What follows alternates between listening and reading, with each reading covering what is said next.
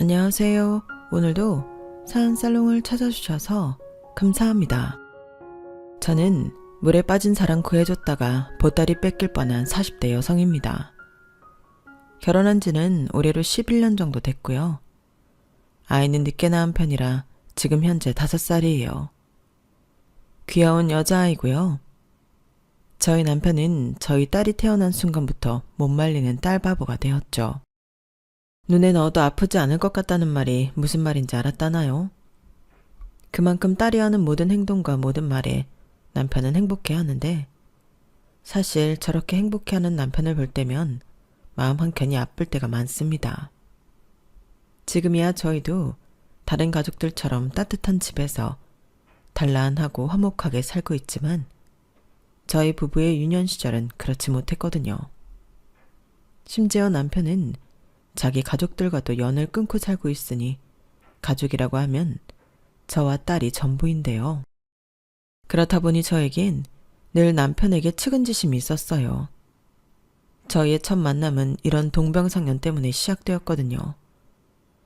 여기서 잠깐 제 이야기를 좀 해보자면 저는 재혼 가정에서 자랐고 저희 딸과 같은 나이에 새아빠와 함께 살았어요.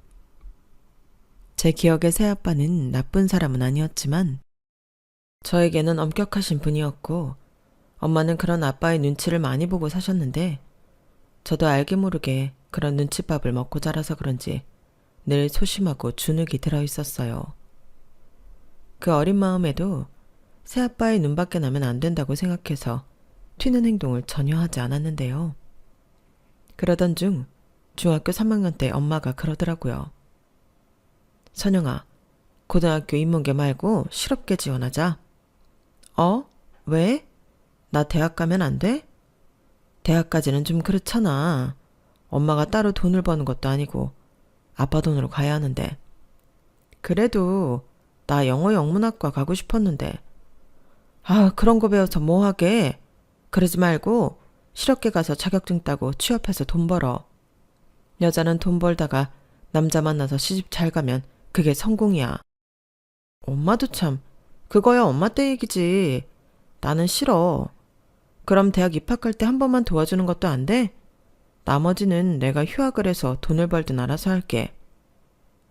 한 학기 등록금이 얼마나 비싼데 그런 소리를 해.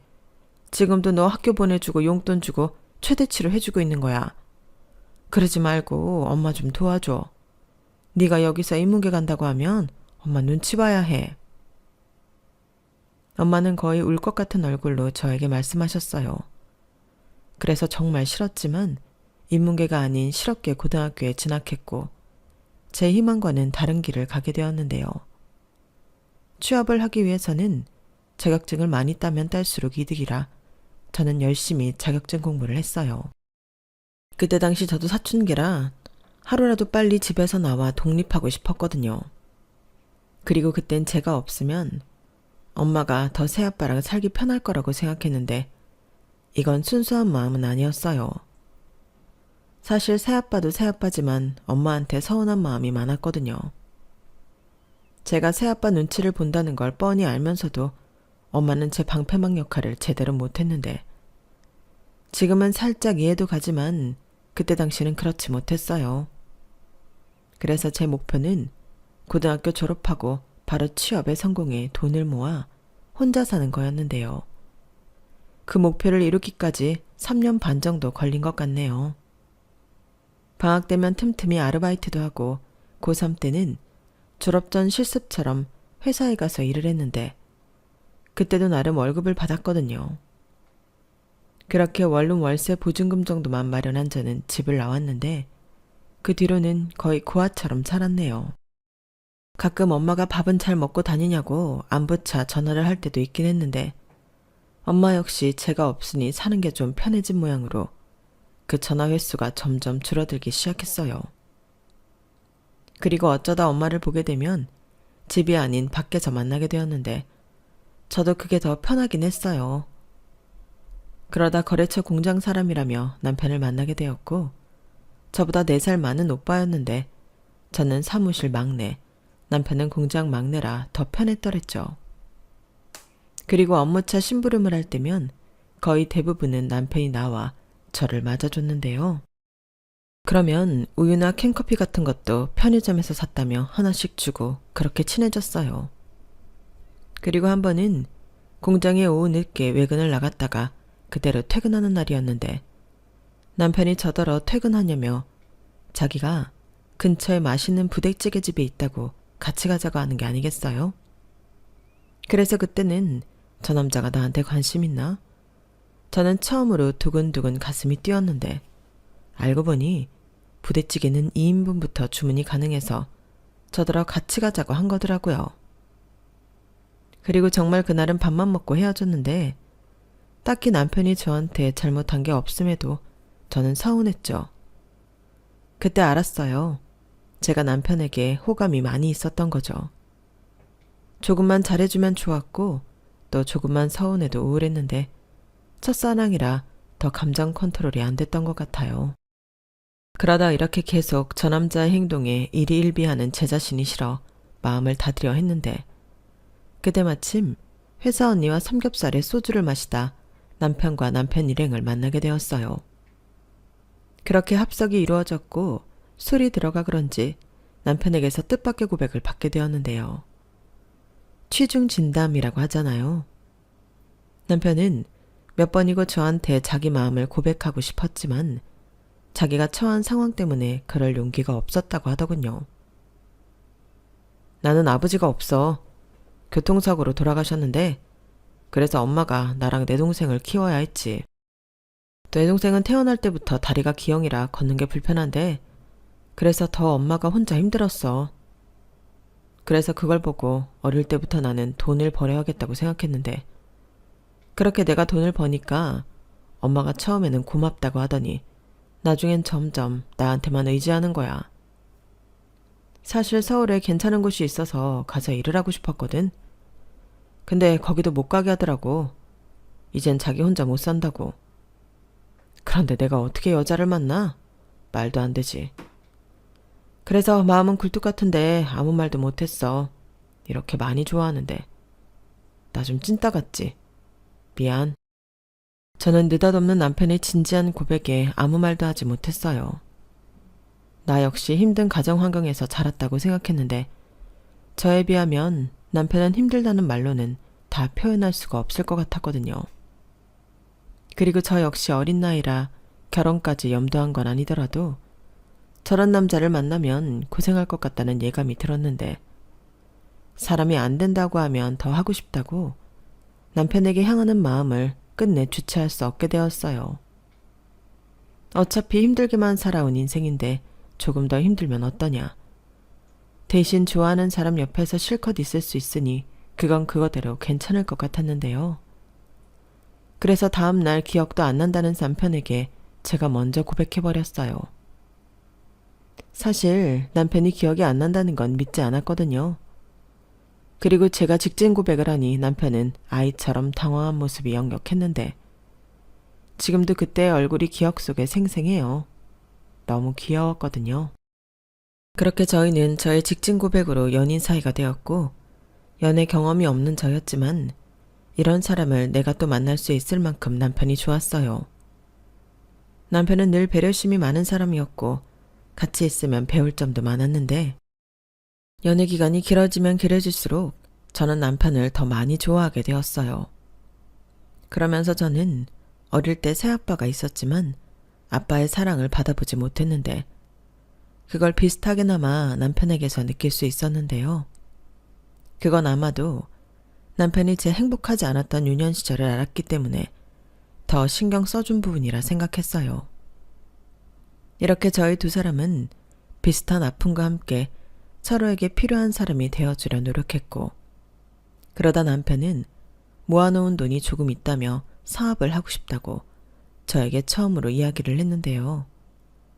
그땐 저까지 회사를 그만두고 함께하면 어떻겠냐고 제안을 하더라고요. 하지만 저는 그런 남편의 제안을 조심스럽게 거절했는데 이유는 따로 있었죠. 이미 그때부터 우리 두 사람은 결혼을 염두에 두고 있었거든요.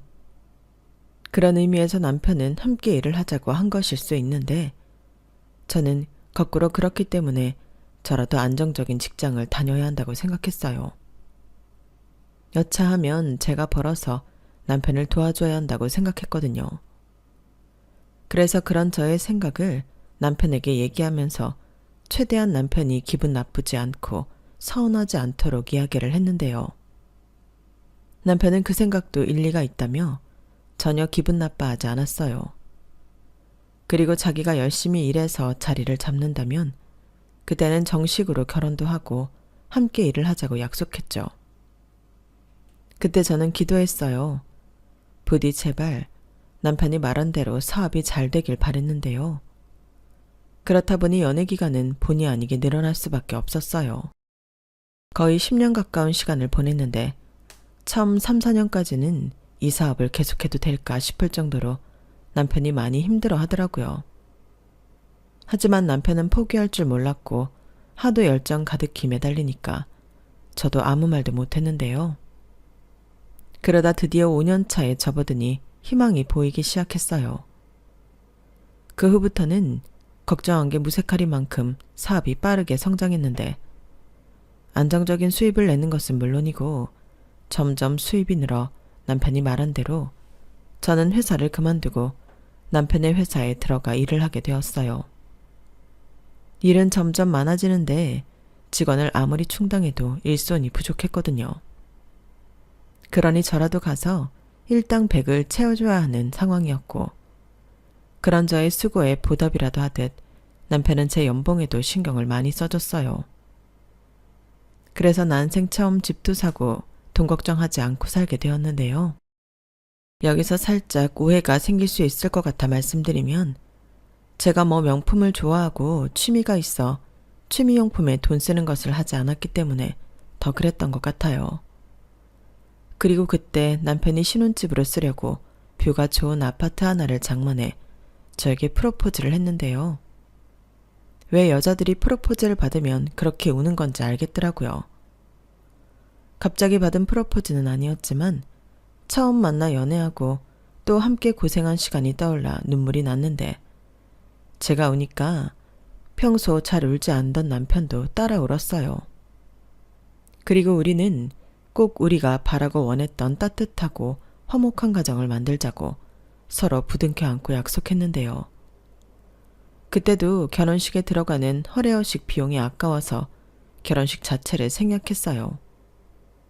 어차피 초대할 손님도 별로 없었기 때문에 결혼식에는 미련이 없었거든요. 그래도 웨딩드레스를 입어보지 못하는 건 좀 나중에 서운할 수 있을 것 같아 사진관에서 웨딩드레스와 턱시도를 빌려서 사진을 찍었는데 그게 저희 부부의 유일한 결혼 사진이 되었어요. 그리고 동거도 아니고 결혼인 만큼 싫어도 저는 친정 부모님에게 결혼 사실을 알려야겠다고 생각했는데 나중에 뒷말이 나오는 게 싫었거든요. 그런데 딸이 결혼을 한다는 연락을 받은 엄마는 다른 친정 엄마들과 다르게도 저에게 시집가기 전에 키워줘서 고맙다고 성의 표시 정도는 해줘야 하는 거 아니냐고 해서 저를 깜짝 놀라게 했어요. 그때 제가 제법 돈도 벌고 사는 것 같으니 엄마가 저런 말도 하더라고요. 그래서 저는 엄마에게 각자 알아서 잘 살자고 덤덤하게 말했는데 독한 것, 누가 보면 저 혼자 큰 줄 알겠네. 너 그러는 거 아니다. 내가 재혼하고 너 때문에 얼마나 눈치 보며 살았는데 시집도 가는 마당에 엄마를 이렇게 서운하게 하니. 이래서 사방복 없는 년은 자식복도 없다고 했지.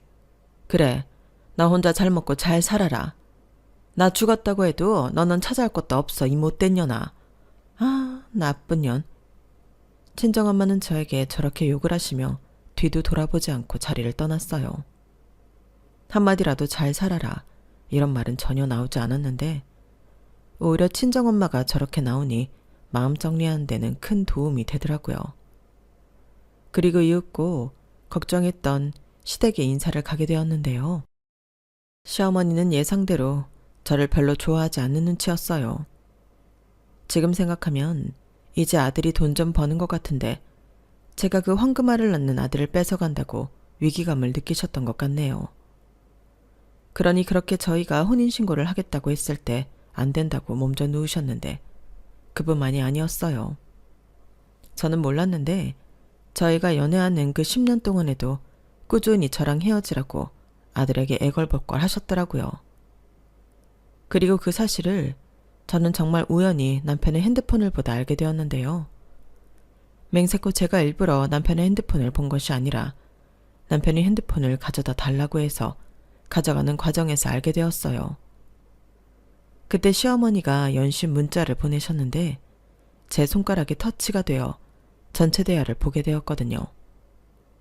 그런데 문자에 제 이야기가 있다 보니 자연스럽게 그걸 읽게 되었고 평소에 나라는 사람을 이렇게 생각하고 계셨구나.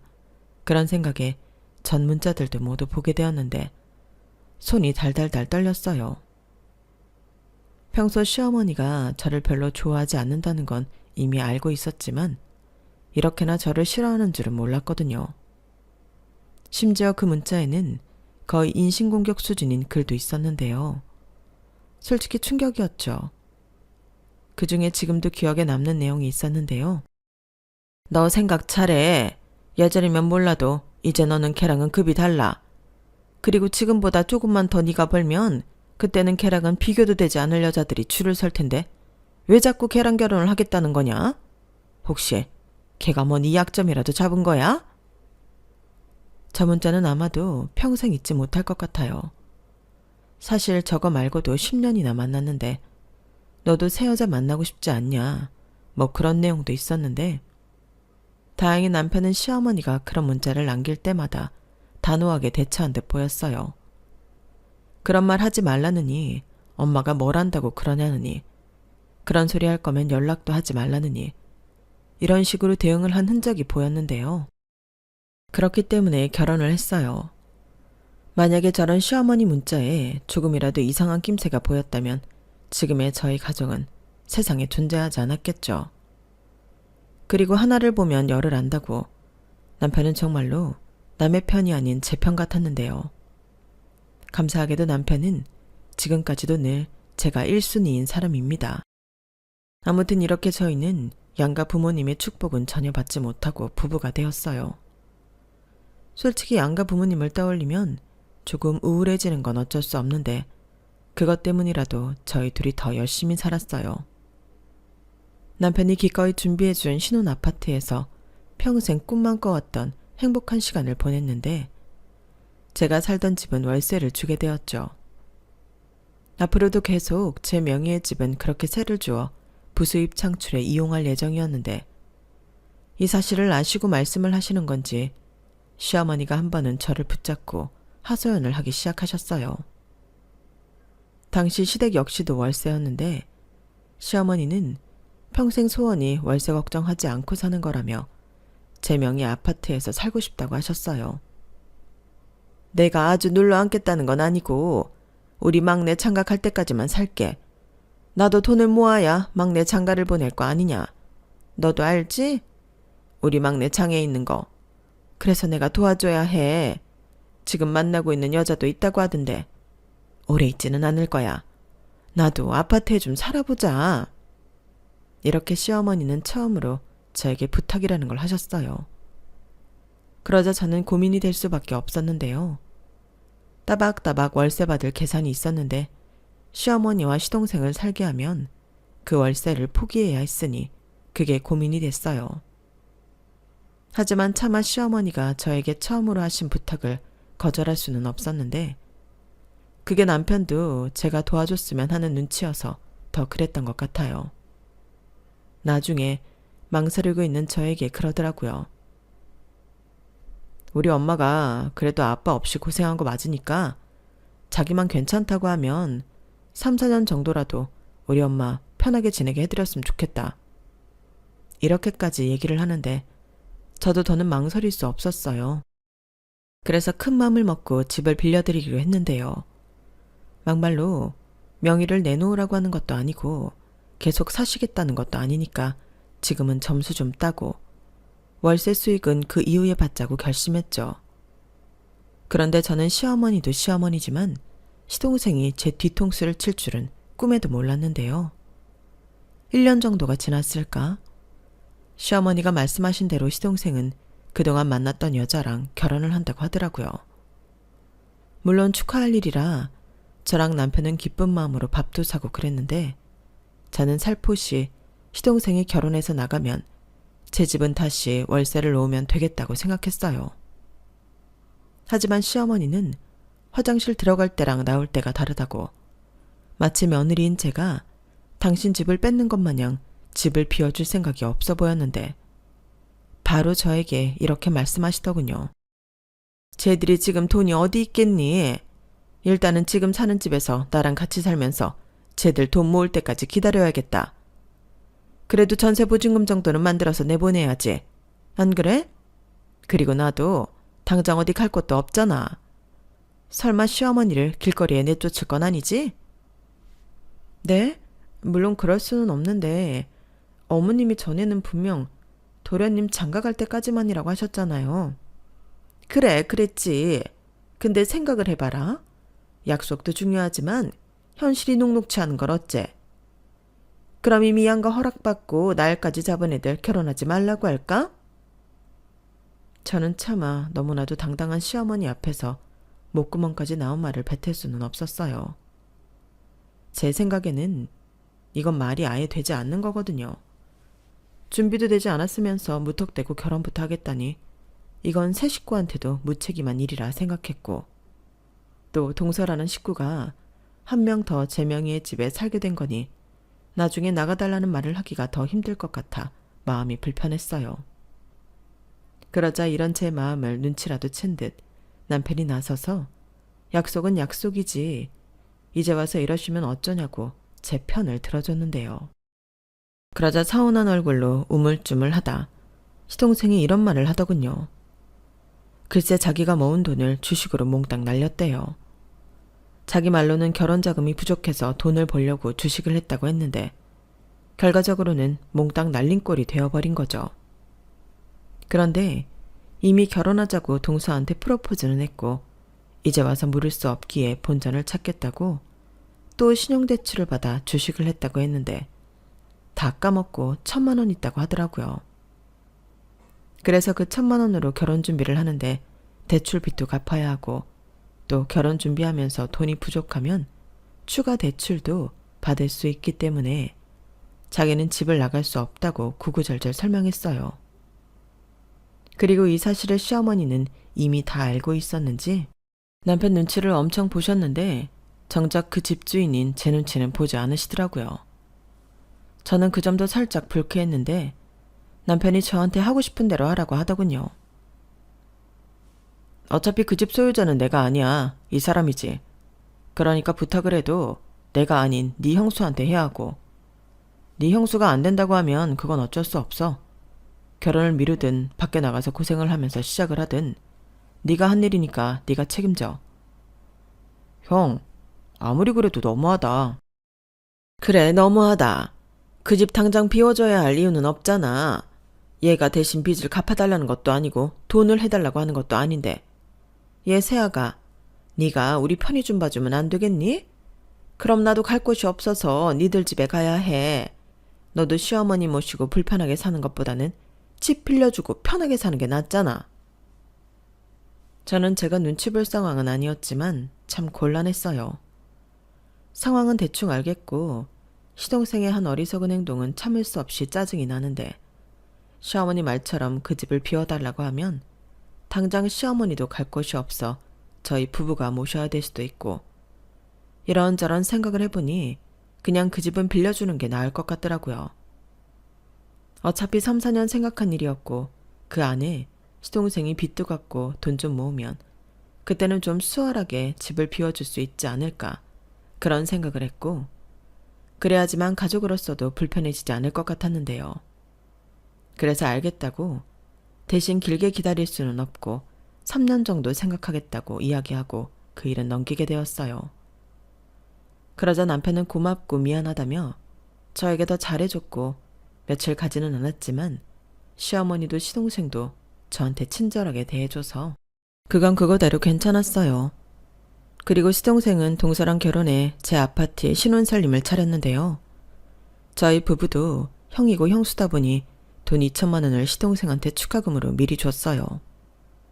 시동생이 돈이 없다는 걸 알고 있기도 했고 신혼 초에는 이곳저곳 돈 나갈 것도 많으니까 다른 선물을 하는 것보다는 현금이 낫겠다고 생각해 그리 한 건데 시동생이 제가 예상한 것보다 훨씬 많이 좋아하는 거 있죠.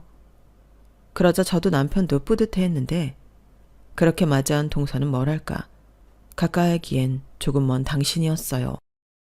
그래도 장애가 있는 시동생과 결혼하고 또 시어머니도 모시고 신혼살림을 하니 다른 여자들보다는 마음이 너그러운 사람이라고 생각했는데 사실 그것도 아니더라고요. 저랑 별로 친하지도 않는데 동서는 불만이 생기면 저한테 전화를 했어요.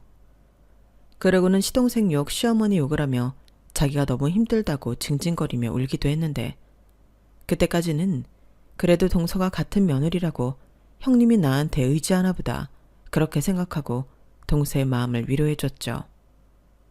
그리고 이따금씩 10만 원, 20만 원 기분 전환이라도 하라고 용돈을 보내줄 때도 있었는데요. 이건 남편도 모르는 돈이었어요.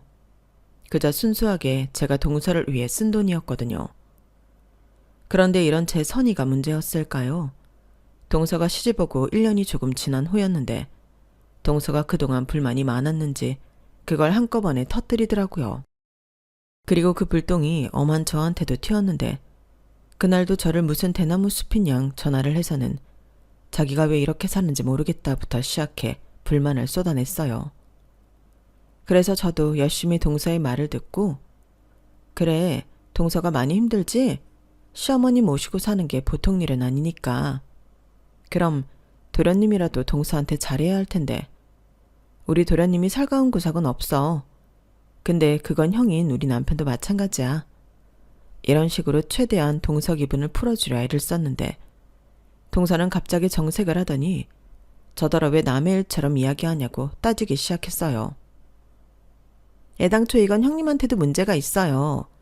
형님이 맏며느리인데 둘째 며느리인 제가 왜 어머니를 모셔요? 형님도 맏며느리면 그에 맞는 노릇을 해야죠. 동서, 지금 나더러 맏며느리 노릇을 못한다고 하는 거야? 네, 제가 뭐 틀린 말 했어요? 형님은 매사 돈으로만 때우시는 분이시잖아요. 뭐라고? 나는 동서가 힘들다고 하니까 안 된 마음에.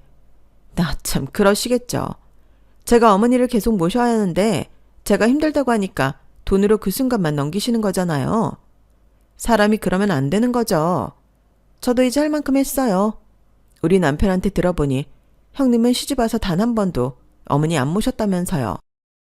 그러니까 이제부터는 형님이 어머니 모시세요. 이제 형님 차례라고요. 동서가 뭔가 오해가 있는 것 같은데 나는 지금 내 할 도리 충분히 하고 있어. 집도 빌려드렸지. 매달 용돈으로 100만 원씩 보내드리지. 근데 이제는 나더러 시어머니를 모시기까지 하라고? 동서, 아무리 그래도 이건 좀 아니지 않아? 그럼 동서는 내 집에서 도련님이랑 재미나게 살겠다고? 그럼 그냥 공평하게 그 집에서 다 나와. 네? 지금 그게 무슨 말씀이세요? 무슨 형님이 집을 빌려줘요. 형님 진짜 웃기시는 분이네? 우리 집은 우리 남편 명의인데 지금 무슨 소리 하시는 거예요? 뭐? 그 집이 도련님 명이라고? 누가 그래? 도련님이 그래? 어머님이 그래? 웃기는 건 내가 아니야. 못 믿겠으면 지금 당장 인터넷 등기소에서 그 집 명의 확인해봐. 나야말로 황당하다. 사정사정해서 어쩔 수 없이 집 빌려줬더니. 뭐? 내가 어머니를 안 모셔도 되는 이유? 내가 그 집을 공짜로 빌려드렸기 때문이야. 동서도 따지고 싶으면 뭘 제대로 알고 따져. 그리고 나도 바쁜 사람이니까 이제 용건 없으면 이런 식으로 전화하지 말아줄래? 내가 감정 쓰레기통도 아닌데 이제 그만하자. 저는 동서의 말에 황당하고 어이가 없어 다시는 이딴 전화하지 말라고 쏘아 붙여주고 전화를 끊었어요. 그러자 생각하면 할수록 괘씸해서 미칠 것 같았는데 1시간도 지나지 않아 동서한테 또 연락이 왔어요. 가뜩이나 짜증나서 죽겠는데 당연히 그 전화 받고 싶지 않았고 그래서 무시했더니 집요하게 계속 전화를 하더군요. 그래서 뭐라고 또 한 소리 해야겠다 싶어 전화를 받았습니다. 그런데 동서는 대성통곡을 하고 있었어요. 자기가 속아서 사기 결혼을 당했다며 너무 억울하다고 숨이 넘어갈 정도로 울었는데 자세히 들어보니 동서가 왜 그러는지 이유를 알겠더라고요. 글쎄 시동생이 자기가 신혼집을 마련했으니 다른 결혼 자금은 동서더러 부담하라고 했대요. 그뿐만이 아니라 시어머니도 자기 아들이 집이 있고 시집 와서 몇 년 있다가 공동명의 시켜주겠다며 예단도 이것저것 빵빵하게 불렀다고 했는데 그것들만 합쳐도 돈 3천만 원은 넘는다고 하더군요. 그러니까 시어머니와 시동생이 아주 작당을 하고 동서를 속인 건데 그 사실을 이제야 알았으니 동서가 팔짝 뛸만도 하죠. 그래서 저는 동서의 말을 끝까지 들어줬어요. 제가 할 수 있는 게 그것밖에 없었거든요. 그리고 제가 정말로 시동생이나 시동생 그리고 동서한테 명의를 넘겨준 것도 아니었기 때문에 그저 저 나쁜 인간들 하고 같이 욕을 할 뿐이었는데 사태가 사태인 만큼 그냥 넘어갈 수는 없었죠. 저는 동서를 겨우 달래놓고 남편한테 바로 이야기를 전했어요. 아무래도 두 모자가 동서한테 내 집을 핑계로 사기를 친 것 같은데 이걸 그냥 두면 안 될 것 같다고 말했죠.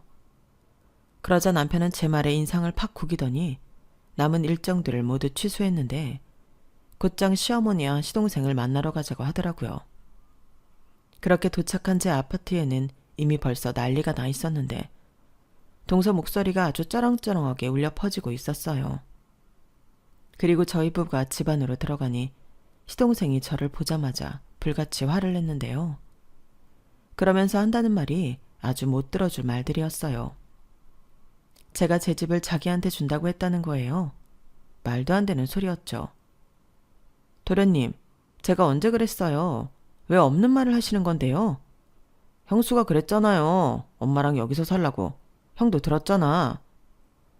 야 임마, 너 지금 그렇게 거짓말로 이 상황에 넘겨질 것 같냐? 우긴다고 될 것 같냐고. 네 형수가 언제 그랬어? 너 주식으로 돈 다 날리고 빚 있다고 그거 갚아야 한다고 해서 그냥 몇 년만 더 살라고 해줬더니 이게 아주 형수 집을 날려먹으려고 해? 형이 어떻게 나한테 이럴 수 있어? 왜? 내가 너한테 뭘 어쨌길래? 너야말로 사람이 그렇게 살면 안 되는 거지. 너는 재수씨가 불쌍하지도 않냐? 어떻게 너랑 결혼해준 사람한테 그딴 거짓말을 해? 네가 그러고도 남자고 남편이야? 너 안 되겠다. 당장 이 집에서 나가. 뭐? 형이 뭔데 나가라 말아야. 내가 왜 나가? 나는 못 나가. 나는 평생 이 집에서 살 거야. 시동생은 마치 아무 말도 들리지 않는다는 듯 이젠 생떼를 부리기 시작했어요. 그러자 화가 머리 꼭대기까지 오른 남편의 손이 번쩍 올라갔는데 그때 쏜살같이 시어머니가 튀어나와 남편을 말리더라고요. 그리고 어떻게 동생한테 그런 모진 말을 할 수가 있냐며 시어머니는 제 남편 등짝을 때리기 시작하셨는데 아니, 같은 아들인데 왜 저렇게 행동하시는 건지 저도 너무 화가 났어요. 그래서 그때는 제가 시어머니를 말리며 내 남편 때리지 말라고 큰 소리를 냈죠. 그러자 시어머니는 눈에 불을 켜며 이게 다 너 때문이야. 나는 처음부터 너같이 그늘 있고 음침한 애 며느리로 들이기 싫었다. 다 너 때문이야. 이젠 제 머리채를 잡으시라 하셨는데요. 그러자 남편이 자기 엄마의 양팔을 잡고 제발 이러지 좀 말라고 성질을 냈어요. 그러자 시동생은 씩씩거리며 저희 부부를 노려보고 있었고 동서는 자기만 피해자라며 계속 울고불고 하고 있었는데 집안이 아주 난장판이 되었죠. 결국 이웃의 신고로 경찰까지 왔는데 창피도 그런 창피가 없었어요. 그리고 그런 꼴을 다 봐서 그런가 이 집에 대한 미련도 싹 사라졌는데 저들을 순순하게 내보내려면 제가 이 집을 팔 수밖에 없겠더라고요. 그렇게 마음먹고 저는 저희 집으로 돌아왔어요. 그러자 다음날 8시도 되지 않았는데 시어머니가 전화를 하셨고 빨리 자기 집으로 오라고 성화를 부리셨는데요. 들어보니 동서가 간밤에 지도새도 모르게 집을 나간 모양이었어요. 뭐 저로서는 예상하지 못한 일은 아니었는데 시어머니와 시동생은 많이 놀란 것 같더라고요. 그리고 시어머니는 제가 자기 마음처럼 따라주지 않을 것 같자 다짜고짜 너도 참 애가 매정하다. 우리 아들이 집이 없는 것도 아닌데 그냥 네 집은 우리 작은 애 줘도 되는 거 아니냐? 그랬으면 이런 사단도 일어나지 않았잖아. 지금이라도 늦지 않았어. 그냥 우리가 사는 집은 우리 둘째 앞으로 명의 변경해줘라. 그러면 둘째 며느리도 집에 돌아올 거야. 이러다가는 얘니 이혼할지도 몰라. 어제는 나더러 예단으로 받은 거 다 토해내라고 아글아글시더라. 이렇게 말씀하셨어요. 그 말을 듣는데 저는 어이가 없어서 헛웃음이 튀어나왔어요. 그리고 아마도 이 인간들은 처음부터 이런 식으로 내 집을 뺏어갈 작정이었구나. 그런 생각이 들었는데요. 저는 곧장 남편한테 미안하지만 그 집은 팔아서 없애야겠다고 말했어요. 그 집을 계속 가지고 있으면 똑같은 일이 끊이지 않을 것 같기 때문에 그러고 싶다고 이야기했죠. 그러자 남편은 자기도 그렇게 생각했다며 빨리 팔리게 시세보다 저렴하게 내놓자고 했는데요. 그러면서 그만큼의 손해보는 차익은 자기가 마련해주겠다고 했는데 남도 아니고 그 돈은 필요 없다고 했네요. 그렇게 저는 곧장 부동산에 아파트를 시세보다 저렴하게 금매로 내놓았고 그날 당일부터 집을 보겠다는 사람이 줄을 지었나 보던데 어머니에게서 또 시동생에게서 전화가 계속 걸려왔어요. 저는 일부러 받지 않았죠. 그리고 그날 저녁 저는 제 아파트 매도 계약을 했는데 그 사실을 알게 된 시어머니가 제 멱살을 잡고 어떻게 이럴 수가 있냐고 따져 물으셨어요. 그래서 피땀 흘려 겨우 마련한 제 집인데 어머님이랑 도련님이 뺏어가려고 하니 이럴 수밖에요. 저도 아까워요. 라고 말을 했는데 시어머니는 저더러 악독한 년이라고 막말을 쏟기 시작하셨어요. 여기에 차마 쓸 수 없는 쌍욕도 해주셨는데 자기 아들이 불쌍하지도 않냐고 하시더군요. 솔직히 제 입장에서는 시동생이 왜 불쌍한지 그 이유를 찾긴 어려웠어요. 다리가 불편해 장애가 있긴 하지만 그렇다고 남들과 전혀 다르지 않은데 시어머니는 자기 아들이 엄청난 장애가 있다고 생각하시는 것 같았어요. 그러니 오히려 자기 아들을 장애인으로 취급하는 건 제가 아니라 시어머니셨는데 당사자는 그걸 모르는 것 같더라고요. 아마 평생 모를 것 같기는 했는데 시어머니는 그렇기 때문에라도 자기 아들이 이 이상 고생하길 바라지 않는다고 하셨어요. 그리고 그때였죠. 뒤늦게 나타난 남편이 시어머니 때문에 시동생이 더 한심한 인간이 된 거라며 제가 하고 싶은 말을 콕 집어 했는데 이제는 자기도 더는 미련이 없다고 찰륜을 끊자고 하더군요. 그러니까 시어머니도 시동생도 이젠 보지 말고 살자고 한 건데요. 이럴 줄 알았으면 저한테 집 빌려달라고 했을 때 그때 바로 안 된다고 하고 손절할 것을 후회한다고 했어요.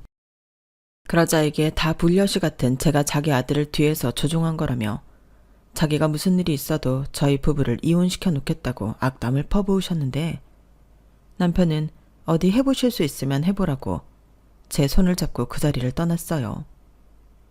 남편이 얼마나 화가 났는지 저를 붙잡고 있는 손이 팔에 피가 통하지 않을 만큼 힘이 잔뜩 들어갔는데 남편 마음은 더 아플 것 같아서 제 마음도 좋지 않았어요. 그리고 저희 둘 다 한참 동안은 아무 말도 하지 않고 침묵 속에 있었는데 남편이 먼저 미안하다고 말을 하기 시작하더군요. 사실 남편이 미안할 일은 하나도 없는데 남편은 아니라며 자기 때문에 이런 수모를 겪게 되었으니 자기가 미안한 게 맞다고 하더라고요. 무슨 소리야.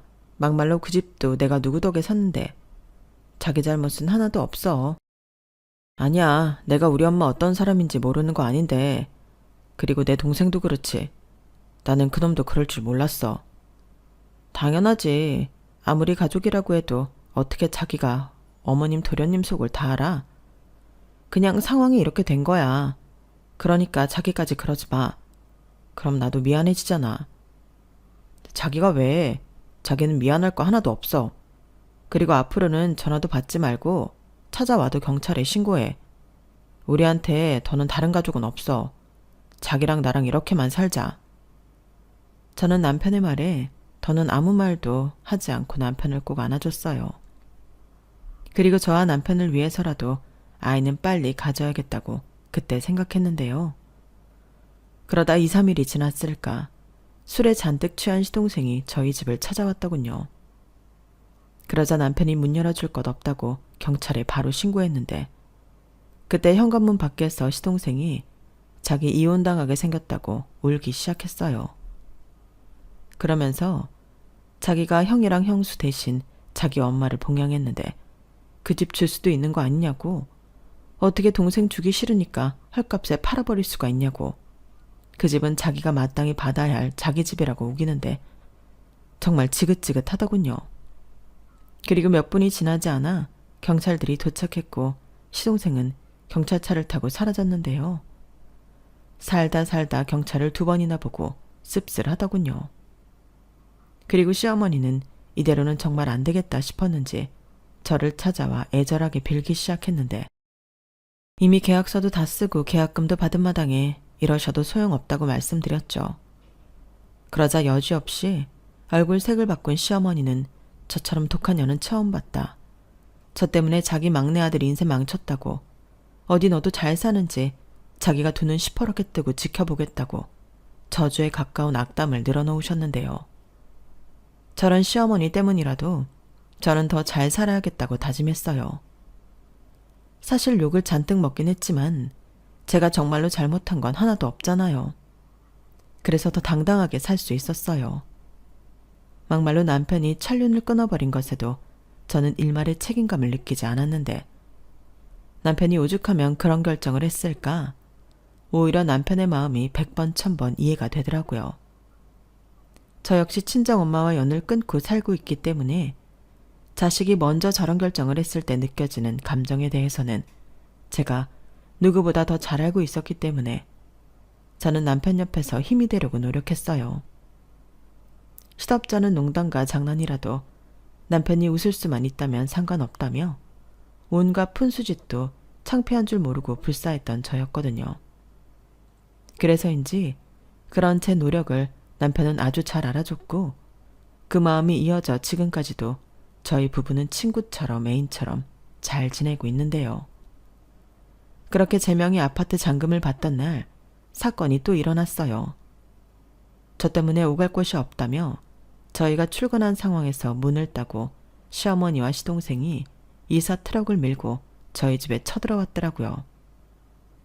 그런데 이럴 것을 남편이 미리 예상이라도 한 듯 어딘가에 전화를 걸었는데, 그러자 금방 트럭과 사람들이 저희 집에 도착했어요. 가만 보니 저희가 종종 이용하는 특수 폐기물 업체 사장님 댁의 차량과 직원들이었는데 순식간에 시어머니와 시동생 짐을 나르기 시작하더군요.